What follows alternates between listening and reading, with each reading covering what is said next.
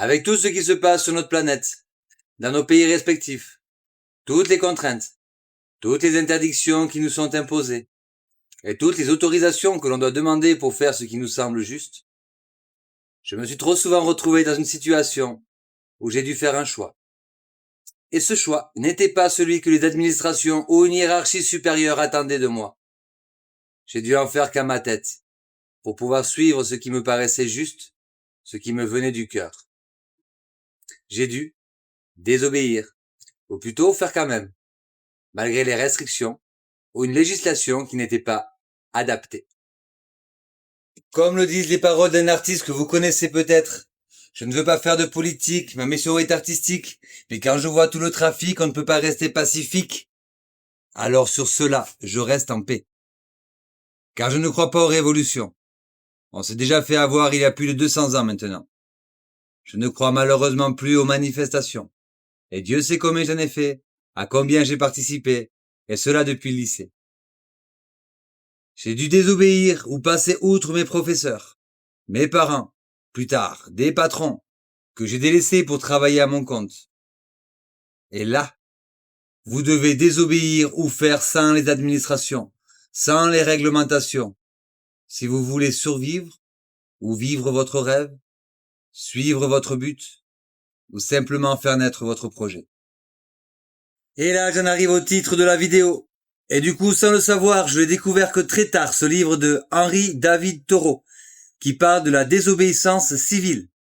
Je le cite. « Si une loi est injuste, le citoyen a le devoir moral de ne pas la respecter. » Cette désobéissance dite civile chez Thoreau n'est pas une révolte, mais un retrait de soutien. Comme un boycott par exemple, ou un refus d'obéir. Ce que mon instinct m'a toujours poussé à faire depuis mon plus jeune âge.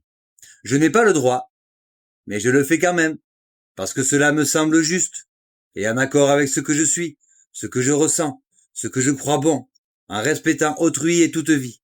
Je sais que ce livre a inspiré Gandhi, ou encore Martin Luther King, et des projets d'habitat écologique comme la désobéissance fertile. Et maintenant j'en arrive au verset de la Bible, du Nouveau Testament, le verset Romains 12, 2, que j'ai découvert il y a peu. Je le cite aussi. Ne vous conformez pas au siècle présent, mais soyez transformés par le renouvellement de l'intelligence, afin que vous discerniez quelle est la volonté de Dieu, de ce qui est bon, agréable et parfait. En gros, il s'agit de refuser de se laisser modeler par les modes de pensée, les valeurs ou les comportements de la société actuelle, et d'acquérir une capacité de jugement. Alors je ne vais pas faire un long développement là-dessus, ou décortiquer les moindres mots des concepts qui sont proposés, que ce soit de cet auteur américain ou ce verset de la Bible. Je vous invite, comme il est stipulé, de faire vos propres recherches pour stimuler et élargir votre champ de pensée, ou tout simplement, écoutez votre cœur, cette conscience plus grande qui nous habite tous et nous unit d'une certaine manière.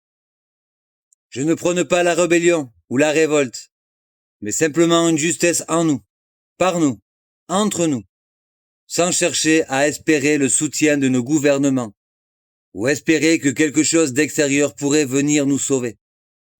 Je pense que le simple fait de prendre conscience de cela, de le partager entre nous, crée déjà dans notre petit monde une autre réalité, d'autres possibilités, une autre manière d'agir et d'interagir avec nos semblables, et toute vie, qu'elle soit minérale, végétale ou animale.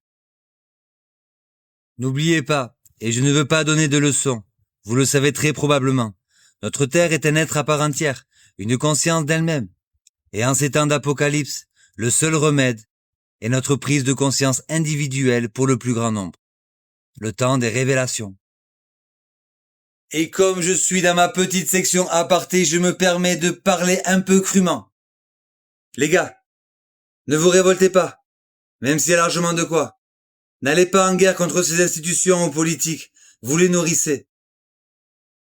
Je vais vous le dire comme je pense. Vous entrez dans leur jeu qui est malsain. Comptez sur vous. Sur nous tous. Ne vous battez pas contre, mais battez-vous pour. On ne peut rien attendre de ce vieux monde. Il va s'effondrer tout seul. Le mieux que nous ayons à faire, c'est de contribuer à ce nouveau monde qui nous ressemble plus et qui nous paraît plus juste. Car contrairement à eux, Vous n'avez pas vendu votre âme au diable. Vous avez gardé votre cœur. Et il ne reste qu'à le partager et le laisser s'exprimer. Par vous et pour nous tous. Voilà la famille, une invitation à repenser notre situation et voir ce qui résonne en vous. Il n'est pas question d'avoir tort ou raison. C'est ce que je pense moi-même. Et ce que je vous propose peut évoluer au cours de ma vie et je vous suggère de ne surtout pas suivre ce que je dis. Cela est propre à chacun. Je suis très instinctif et fonctionne de plus en plus ainsi. J'aime remettre les choses en question. Et je suis heureux de remarquer que je retrouve cela même dans la Bible. Alors je tenais à vous le partager, car je pense que cela est un outil essentiel pour entrer et participer à la création du nouveau monde.